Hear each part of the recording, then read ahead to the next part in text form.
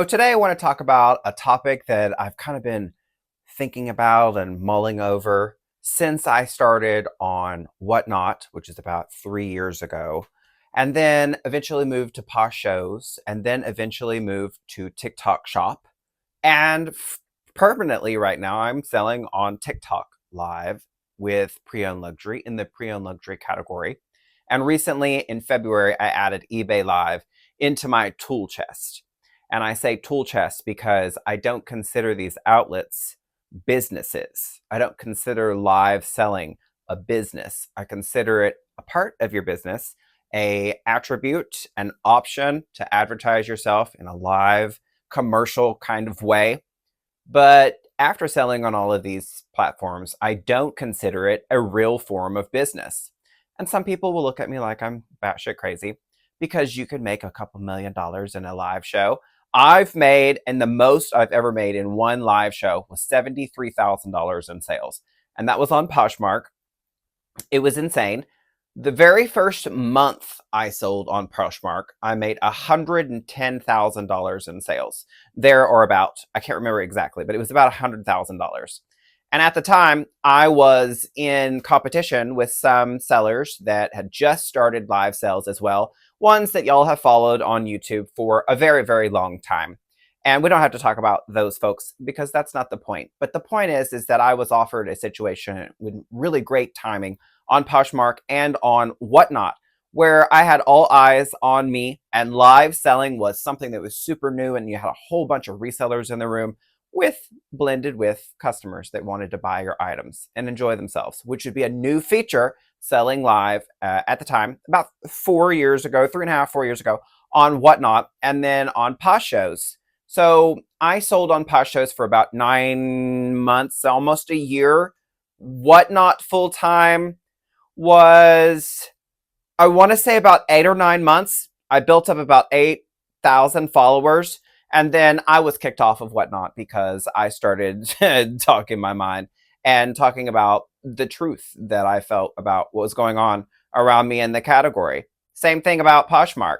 Same thing right now. I mean, I like to talk about live selling. I also like to talk about people that are being taken advantage of in the live selling realm, and also sellers that think for whatever reason that live selling is going to be their best, God's gift to their future, and how it's going to change their lives. And it can definitely change your life for the better, and you can let it completely consume you. What I want to talk about today specifically with live sales is that where most platforms fuck up, and unfortunately most of the platforms do fuck up, and they don't lead properly. They don't tell you what their expectations are of you. What they do most of the time is they will give you access and then they'll let you go on about your way. And if you violate terms or conditions or a policy, you'll get and then if you do it again, generally you're going to get banned. It's very difficult for sellers to really know what they want to do, how to be creative to lead a show. And that's not even the main issue. The main issue is just the confidence to go live. And you're going to get a lot of exposure. You're also going to get a lot of judgment when you go live. So you want to present yourself in the most natural way that you possibly can. And unfortunately, folks don't understand that live selling is about performing. And if you can't hold an audience, and if you can't keep people's eyes intrigued, and it's not new stuff every single time, then a lot of people are not going to come to your show. And that is good and both bad. From my experience, I've ran two different kinds of shows. An auction show where there's less education, there's less brain power produced by me, and more descripting of items immediately on the spot while showing the items. And, you've got, me, I have a gavel over here, and I'm telling people, we're going to start this at $3 and we're going to go up from there. And you're going to pay for shipping, or I'm going to pay for shipping, and however the policies are. And it's a lot easier to run a show that is auction based, because all the things that you need to describe to the buyer is, for one, they can see it. And two, you can describe the item and tell them, what it looks like, whether or not it works or not, whether it's in good condition. And this goes for pretty much anything that you can ship that is smaller than the size of a dryer. That's kind of the max shipping that you can really do, and it be affordable for anyone in the United States. You could ship something like that for anywhere between $80 and $500, depending on how large that item is. And again, think about a washer and a dryer, or just a washer, all right? A main shipping size is going to be the size of a washer. So if you can get buy something on a live stream that is that small, then you can sell pretty much anything in the house. If you can describe it, that's a really great way to be able to run a show, which is auction based. Then I switched from auction to more of a specialized show for a specialized customer. Now, currently I sell high-end luxury handbags, and I like to educate my customer. Most of my items are going to be vintage. I've always really been a vintage dealer, and I really like to keep up with the trends on what's, going for good money in a vintage world, what holds its money. And that's kind of where I stick some of the investments that I have, is in vintage antiques and collectibles and things like that. Things that are very solid with their value. As a reseller and somebody that goes in and had done auctions on, on site and on live, I was doing lives to introduce people to my on-site sales in 2010, 2012 on Facebook, when Facebook first did their live. You could tour the houses, and that's what I used to do. If you go look up my Facebook at Elliot's Luxury, you'll be able to see years past, and you'll be able to see tours of estate sales that I actually did here in Oklahoma. And so I've done it on site, I've done it live, I've ran auctions live. I remember running live online auctions from my storage unit in Oklahoma City, where I would lot items up. I also remember doing live sales on YouTube, where I would show the item, I would cut the show up, and we would do shows like that, and people would email me, or they would go to my website and buy the goodies that I had listed like that. And this is 10, 15 years ago. So I've always wanted to get into live shows, and I've always wanted to see, how it is. And I've always loved being live, especially selling. I love selling. I love educating somebody about something that they don't know about. And then, them being able to buy that item and turning them into a buyer, which then also turns them into possibly a collector, and they start getting inspired by that one item. And it kind of turns into a situation where you are collecting and curating versus hoarding and buying out of emotional purposes. I like to guide people to buy things with intent, not items because they have low prices. Because I've seen and I've witnessed the illness that comes along with people that hoard and people that just spend money out of, just boredom, and they need something to do, and they can't take that with them. So they're providing themselves entertainment by basically shopping your live show or gambling, perhaps going to an estate sale. And people are encouraged to do this. Other hoarders encourage other hoarders.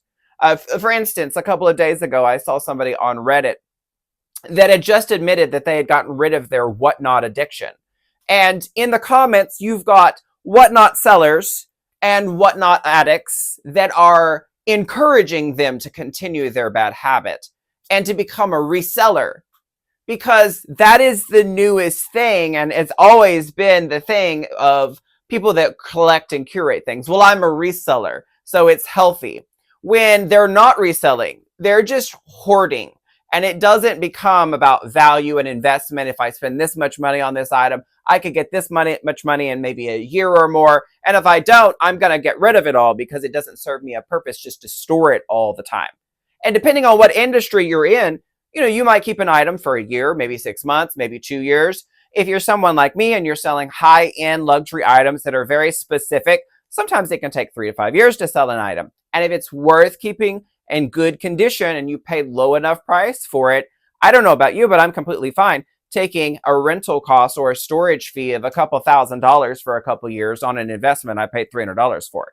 There's baking options that you could make that kind of cash on. So these are the things that I take into consideration, and this is kind of how I've worked my expertise up to reselling and investing my money in items that are really high end, very specific, and when that right buyer comes, they will come looking for that item. And that's what I did before I started selling online auctions. But when you go to online auctions, anybody's a player. So you want as many people as you could possibly get in the room. I remember advertising on Craigslist. I advertised on Facebook. I advertised in the paper for my online shows on Whatnot at the time. with no help from Whatnot at all. I did the same thing with Poshmark when I first started on Poshmark. So a lot of y'all be like, how do I get people in my show? Start posting your merchandise and telling people that you've got a show coming up and X, Y, and Z. Put a ad in the paper and tell people, look, I'm a Posh seller and I'm selling on Poshmark and I need a little bit of, I need advertising. Like you could take pictures. You could advertise online. You could advertise on Craigslist, Facebook Marketplace, that you've got a sale coming up. And this is what I did in the very beginning.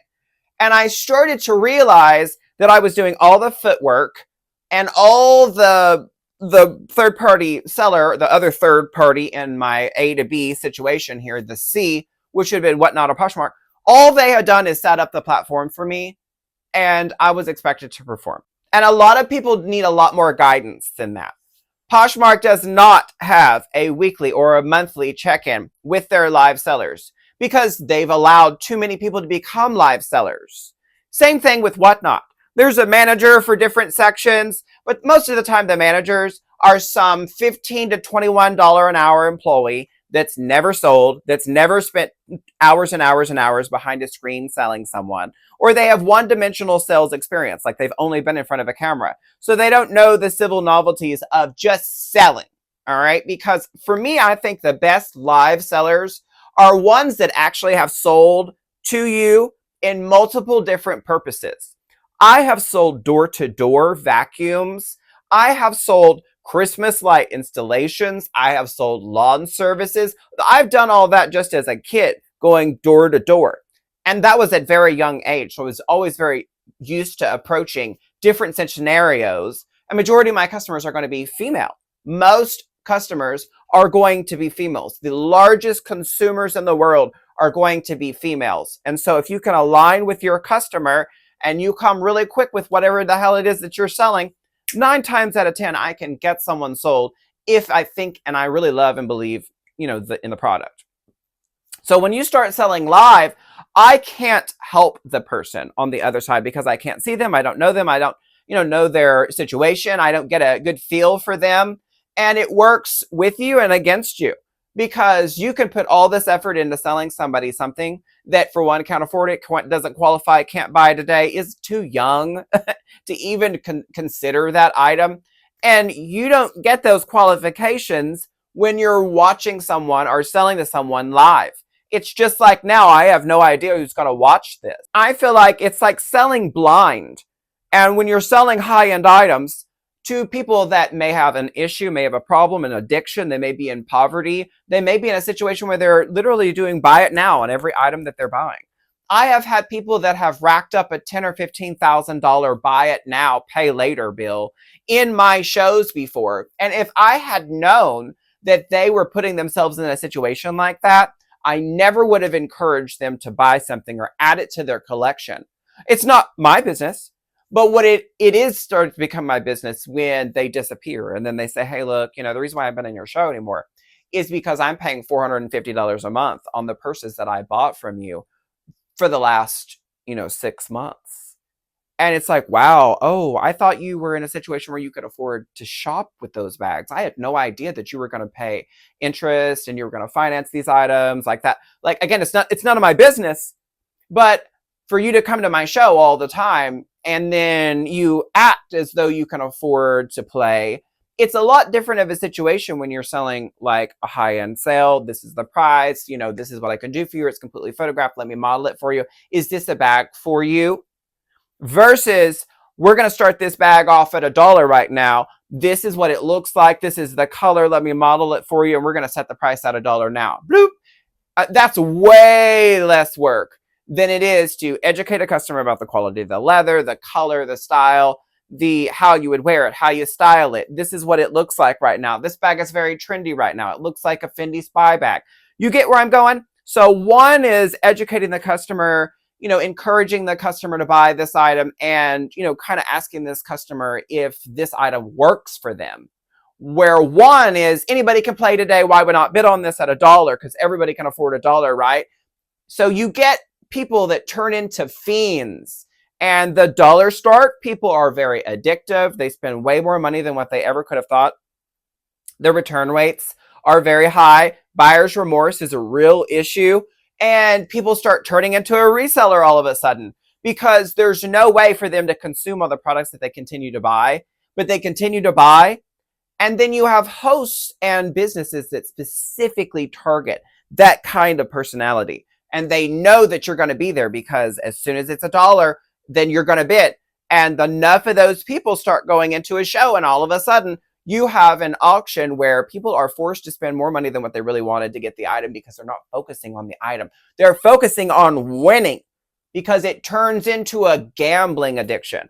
And you can't help but swipe, swipe, swipe, swipe, swipe, swipe, or bid, bid, bid, or tap, tap, tap. It's just like TikTok. And so you get yourself in a situation where you are addicted to the parasocial relationship, the merchandise, getting the high and the dopamine of getting it in the mail. And that bank account is going, while your dopamine is like, bump, bump, bump, bump, bump, bump. So if that does not happen in your show, then you have the other side of the shows. The people that do not have a charismatic personality to hold someone in a show. Because selling live, it looks really easy from the other side of the screen. But you don't see the preparation, the lights, the getting dressed up, the, having to go through a lot of, it takes a lot of work to look cheap on the camera. And there's a lot of hosts that look extraordinarily cheap, from the fake eyelashes to the fake makeup to the fake titties to the fake hair. And this goes for guys and girls. And you want to, up your confidence while you're live, because for one, you have to be a personality. And you're expected to be a personality to perform. Your dopamine as a seller comes from the interaction, the bright lights, because the bright lights that are just within front of me right now, it tells my brain that it's daylight at time and it's time to be up and out. And it's exhausting standing in front of bright lights all the time. And these are some of the things that come into play with live selling that platforms don't tell you about. They don't tell you about, you can hurt your vision. They don't tell you that you can get blepharitis from being in front of a light all day like this, that you can get dry eye. You can get sick from going live. There are plenty of people that will say that they get nauseous after going live because you're bright lights and you've been talking and focusing. You have to focus on the camera the whole time, because if you really start moving your eyes around, and it gets very distracting to the watcher. So you have to get very zoned in on the camera. These are just some of the things that I've experienced over the last 4 years of being nonstop live seller. What I find is that ones that don't do really well, the platforms completely ignore you. You get last of everything. Last pay, you get last to get paid, last to get customer service, last to get any kind of attention or any kind of sponsorship or any kind of extra support. And it's very, very common, in my opinion, for a lot of people to just flake off because they just disappear. And it's like, well, it's not for me. And it's not necessarily that it's not for you. It's just that people are driven off of those high numbers. And instead of looking at the 600 people in the room, you should be focused on the 4 people in the room that are actually here to buy today. And it has taken me many times of telling people, look, you don't need 500 people in your show to be able to get a good buyer. You don't need 10 people in your show to get a good buyer. I have made outrageously high sales with 3 to 5 people in my show. And it's a new buyer, somebody that's super happy, somebody that is really excited because they got firsthand kind of experience live show. Sometimes it's someone's first buy. I can't tell you how many times people have come to me and it's, oh, this is my first time I'm buying something on TikTok. I'm so excited. I'm so glad that I found you. And those are the best customers. So if you find yourself going live and you find yourself without a lot of support, you are not alone. And if you've noticed, there's not a lot of people out here talking about live sales on YouTube. And that's because a lot of people are on NDAs. A lot of people are also in a situation where they're live so much that they don't have the mental capacity to go live and actually talk about lives, because there's so much ever changing about lives. I've gone live and I have been going live to resell for about 4 years now collectively. And I would say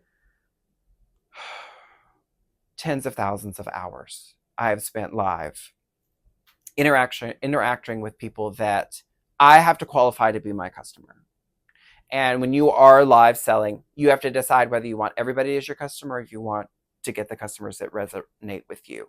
In my path, in my kind of way I'm doing business, I would rather have customers that follow me through a lifetime. And I've had great success doing that versus finding customers that are only going to support you one time. And luxury specifically is normally one of those businesses where if there's healthy and they are not a fiend and they don't get addicted to dopamine, that they will buy healthily. So it's once or twice or 3 times a year. And it's not a situation where they're coming in and they're buying every single day. I've had customers of both. Customers that spend $80,000 in 1 month and customers that spend $10,000 over 3 or 4 years. And you know when they come to you that they're ready to buy. Those are the best customers. The fiend customers are terrifying. They get taken advantage of. Again, they have buyer's remorse. They have returns. They turn into, and what's even more scary is that they turn into resellers and they have that addictive personality. And it's dangerous that you have people out here that are not resellers. They don't have any experience. And all of a sudden, here they are in front of a camera selling fools candy. All right? Fools candy. You should be an addict too because I'm an addict. And this is part of the reason why I kind of don't do hardcore pressure sales is because it's cringeworthy. And when you can go into someone else's show and you can see them doing the performance of it all, it kind of is very cringy, especially when you take a step back and you're not a buyer today and you're just sitting here watching a fool be parted with their money. It's one thing to be a collector. It's one thing to be a purse lover. It's one thing to get a good deal. It's another thing to start spending your retirement in live shows, to start spending your children's inheritance live. What are you going to do when you do pass if you are that fiend? If you're a young person, what are you going to do when you want to retire? And you start working and started realizing that what you're doing is just like what they do on TikTok. You're tipping celebrities that already have money. You're allowing people to panhandle digitally with you. And instead of actually buying things that you need and things that you crave and supporting creators that actually do something like providing a service for you, we've got so many people out here distracted giving people money that are just someone that you think is a parasocial relationship with you. It's one-sided, baby. It's one-sided. So don't get caught up in that. You as a reseller, or you as someone that wants to sell live, is this some of the dynamics that you would want to get yourself in? Is this some of the drama that you would want to get yourself in? And I haven't even touched about the income, the credit risks that come with the liabilities of selling live on a platform that you don't own. This is something that I will be talking about in the future with Whatnot, Poshmark, eBay Live, and TikTok. The thousands of dollars that you can put yourself into debt hoping to succeed. I hope you guys have a really great day. Thanks for watching, and I'll catch you in the next one.